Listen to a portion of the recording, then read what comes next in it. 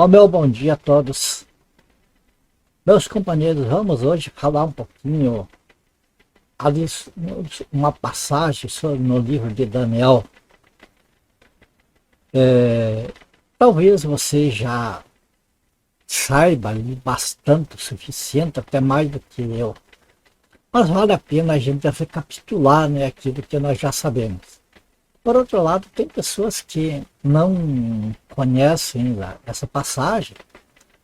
Eu creio que essa passagem ela tem muito a ver com os dias atuais, com os dias os quais nós atravessamos. Então vamos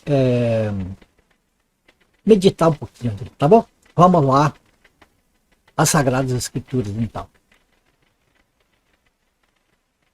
Então temos aí, né, Daniel, capítulo 3, e começamos pelo versículo 23. Nós poderíamos começar lá pelo versículo 1, mas daí estaria muito longo, né? Então vamos aqui. Estes três homens, Sadraque, Mesaque e Abednego, caíram matados dentro da fornalha sobremaneira acesa. Então o rei Nabucodonosor se espantou e se levantou depressa e disse aos seus conselheiros: não lançamos nós três homens atados dentro do fogo? Responderam ao rei: é verdade, ó rei. Tomou ele e disse: eu, porém, vejo 4 homens soltos que andam passeando dentro do fogo sem nenhum dano, e o aspecto do quarto é semelhante a um filho dos deuses. Veja que Nabucodonosor estava espantado com o que ele estava vendo. Então você chegou, Nabucodonosor, à porta da fornalha sobremaneira acesa, falou e disse: Sadraque, Mesaque e Abednego, servos do Deus Altíssimo, saí e vinde. Então Sadraque, Mesaque e Abednego saíram do meio do fogo. E aqui saíram do meio do fogo. É importante nós guardar essas partes. Ajuntaram-se os sátrapas, os prefeitos, os governadores e conselheiros do rei e viram que o fogo não teve poder algum. O fogo não teve poder algum sobre os corpos destes 3 homens. Nem foram chamuscados os cabelos da sua cabeça, nem os seus mantos se mudaram, nem cheiro de fogo passara sobre eles.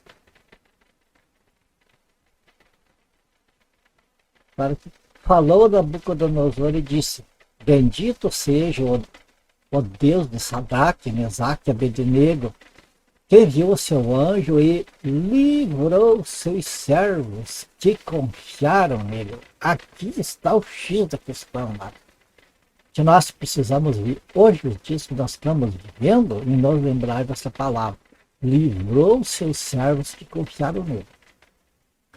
Pois não quiseram cumprir a palavra do rei, preferindo entregar o seu corpo a servirem e adorarem a qualquer outro Deus, senão ao seu Deus. Até aqui. Veja que importante esta palavra aqui, que nós mostra que Deus, né, o Deus, como disse, bendito seja o Deus de Sadraque, Mesaque e Abednego, é o mesmo nosso Deus.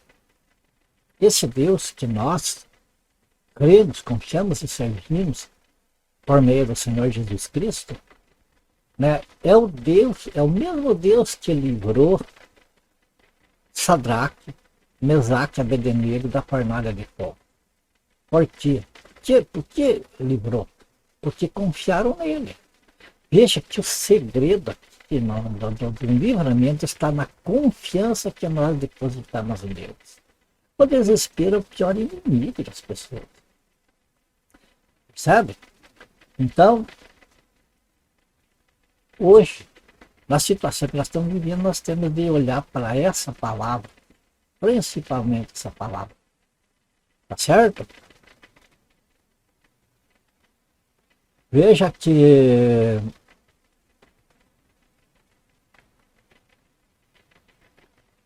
aqui esse texto nós poderíamos ter lido lá desde o primeiro capítulo. Para as pessoas que ainda não sabem, eu vou tentar dar uma pincelada. O que aconteceu? Sadraque, Mesaque e Abednego, na verdade, os nomes deles eram Ananias, Misael e Azarias. Este era o nome deles. O nome é judaico porque eles eram judeus. E como a Babilônia havia conquistado Israel todo, e eles foram todos levados cativos para a Babilônia. Eles então lá, eles não eram babilônios, eles não eram da terra, eles estavam lá como servos, né? E o que aconteceu?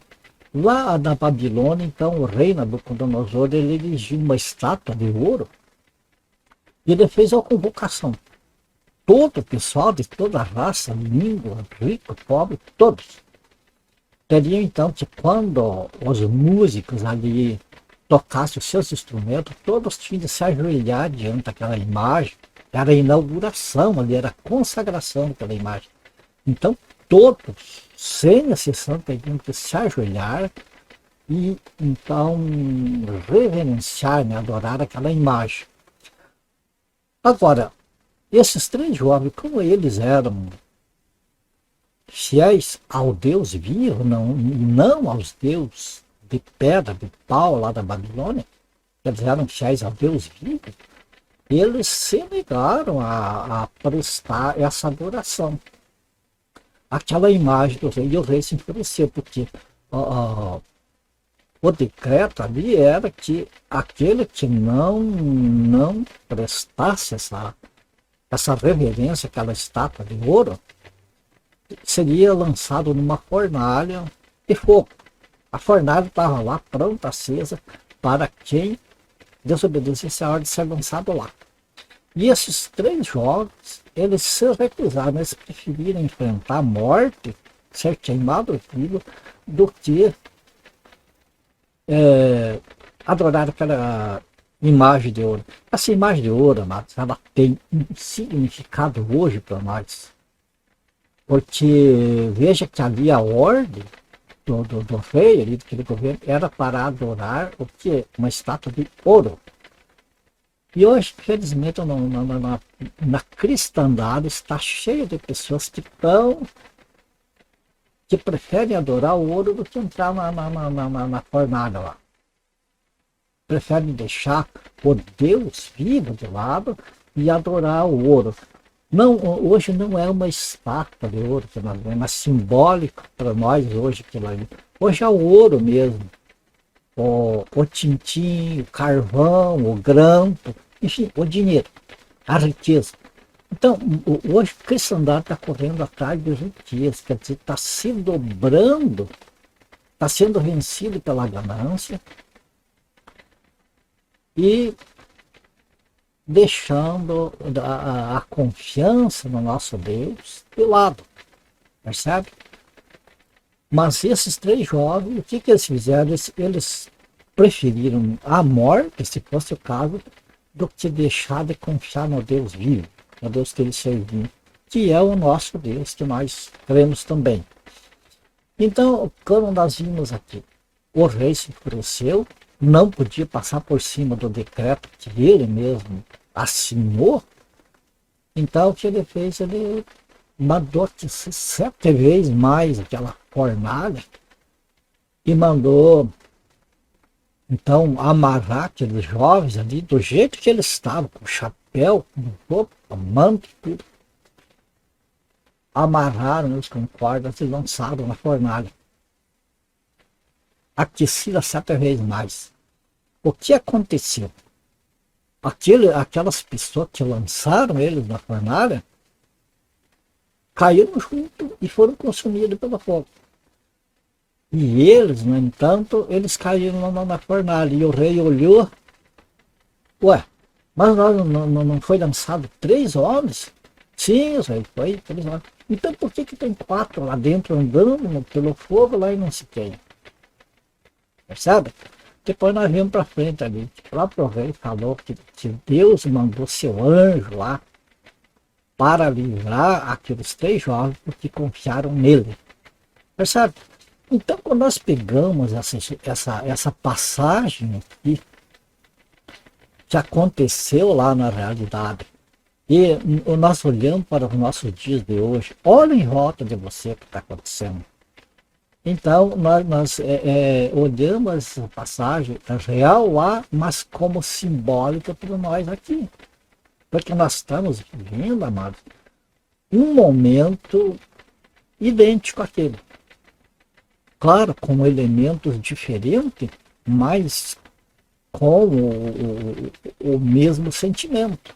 Percebe? Como que nós podemos comparar essa passagem que nós lemos aí de Daniel 3 com os nossos dias de hoje? Bom, vamos olhar que Babilônia, amado. Primeiro vamos ver o seguinte, a Bíblia nos fala, é claro que nós somos forasteiros, que nós estamos de passagem por este mundo, nós estamos aqui como embaixadores de Cristo, nós estamos aqui para representar o reino de Deus. É essa a nossa função como filhos de Deus, como cristãos aqui. O próprio Senhor Jesus, ele mostrou isso para os seus discípulos ali quando ele falou, eu não sou deste mundo, e vocês também não são. O mundo vai odiar vocês porque odiou a mim primeiro, o Senhor Jesus falou.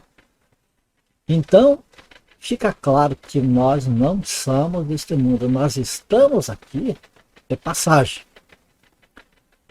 Aqueles 3 jovens, eles eram judeus, mas estavam na Babilônia. Percebe? Assim como nós somos cidadãos do céu, nossa cidadania celestial, e estamos aqui neste mundo. Este mundo representa uma Babilônia, mas representa uma Babilônia, que é um fervedor de idolatria, deuses estranhos e tudo mais. Agora o que acontece? Chega um momento em que os problemas, as coisas ardem como fogo no povo. O que nós vemos hoje, no nosso dia de hoje, é como este mundo sendo uma fornalha que está o fogo ali, e as pessoas estão, como aqueles que lançaram Sadraque, Mesaque e Abednego, se queimando neste fogo. É um fogo que arde, não é um fogo natural, mas é uma agonia como está no fogo. Veja que as pessoas passam com essa pandemia. O que não está acontecendo? A mortandade, doença, essa peste. Isso traz como consequência o desemprego, fome, traz a depressão, pessoas se suicidam. É uma fornalha este mundo, amados. E nós estamos aqui. Como aqueles jovens não foram livres da fornalha, eles foram livres do fogo, também nós aqui, amada, neste mundo, nós estamos como as pessoas que estão sendo livres do fogo. Eu estou aqui, graças a Deus, sobrevivendo a tudo isso. Tantas outras pessoas que confiam no Senhor têm passado por tantas dificuldades e têm sobrevivido. Por quê? Porque o Senhor está conosco. Precisamos confiar nisso. Quando nós estudamos as Sagradas Escrituras, estudamos a Bíblia, nós compreendemos isso, amado. Então a fé, ela trabalha em nós. A fé não é nós que temos, amado, como muitas pessoas dizem por aí, a salvação, por exemplo, é por graça, mas eu tenho que entrar com a fé. Amado, se Deus tem que colocar fé no nosso coração, ninguém tem fé. Todos se cumprem. Então a fé que nós temos, aquela fé que o Senhor coloca em nós, e nós mostra o Senhor quem é, o nosso ajudador, que está conosco. Veja, o Senhor é nosso ajudador, então nós precisamos dar o nosso passo e o Senhor estará conosco, nos livrando de tudo o fogo que queima a humanidade hoje. Este fogo das doenças, das pestes e das coisas que estão acontecendo. Então, amado, é preciso que aquele que é cristão, que é filho de Deus, não olhe para este mundo, mas olhe para o Senhor Jesus. Olhe para o Senhor Jesus. Veja Pedro, quando ele estava naquele barco lá no meio do mar, e as ondas começaram a levantar, e o vento levantando, ele se apavorou. Ele se apavorou, estavam indo a pique. Mas o Senhor apareceu ali caminhando por cima das águas e subiu no barco e acabou o vento, acabou tudo. O importante, amados, o Senhor Jesus está em nós. O Senhor Jesus está em nós. Agora, como é que o Senhor habita em nós? Como que Ele está em nós? Quando nós confiamos nele. Quando nós procuramos andar no caminho que Ele deu para nós. Quando nós saímos fora do caminho, nós estamos vulneráveis. Compreende? Então a proteção neste mundo não é como as pessoas ensinam hoje. Quando chega, quando o fogo começa a queimar, vamos correr para Deus, vamos correr para o jejum, vamos fazer... Amados, porque Deus quer obediência. O Senhor Jesus falou, aqueles que me amam guardam os meus mandamentos. Aqueles que amam ao Senhor Jesus guardam os seus mandamentos, guardam o que Ele falou, guardam o que Ele ensinou e procura viver desta maneira.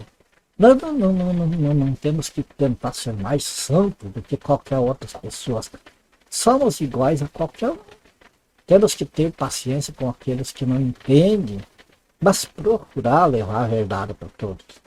Infelizmente, tem muitas pessoas que conhecem a verdade, que estão conhecedores da verdade das Escrituras, mas guardam para si, não dividem com outras pessoas. Vamos dividir esta alegria da salvação, esta alegria do livramento com outras pessoas também, para que saiam do erro, para que tenham a esperança que nós temos, para que tenham a confiança em Deus que nós temos e para que recebam o livramento que nós recebemos. Para que passem por essa pandemia, por todos esses problemas, sem faltar nada do que é necessário. Sabe qual é o mal da cristandade hoje, quase que de modo geral, com poucas exceções? É que olham para a estátua de ouro do Nabucodonosor, se olham para as ofertas de riqueza de hoje, para as ofertas de prosperidade, e vão caindo nesses enganos, amados. Amados, vamos ser fiel ao Senhor, vamos ser fiel ao nosso Deus. Eu não estou falando aqui para nós se enclausurar e fazer rituais para Deus, nada disso, amados. Vamos ter uma vida espontânea para o Senhor. Assim, vamos conversar com Deus, assim como nós conversamos com o nosso Pai, pois Ele é nosso Pai. Meu amado, por experiência minha, eu chegava diante do meu Pai, não tinha ritual nenhum.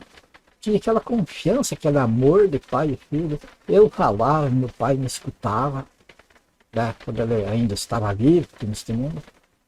Ele falava, eu procurava escutar os conselhos dele.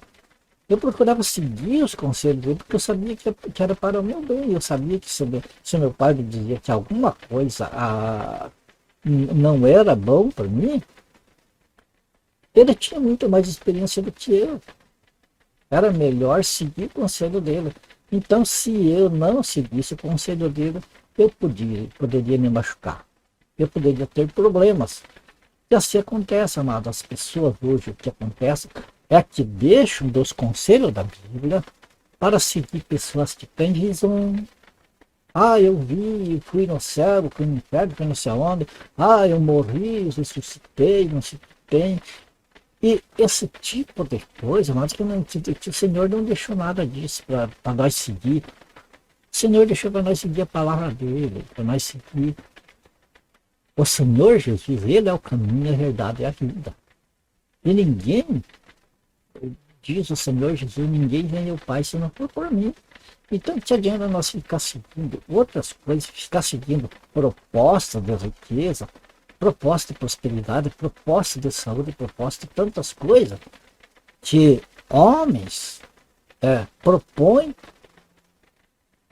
para encher o bolso deles e deixamos de olhar para as escrituras, para aquilo que o Senhor deixou notoriamente para a igreja, o evangelho da graça de Deus, aquele evangelho pregado por Paulo, pelos apóstolos, porque esse é o evangelho que ficou para nós, igreja do Senhor.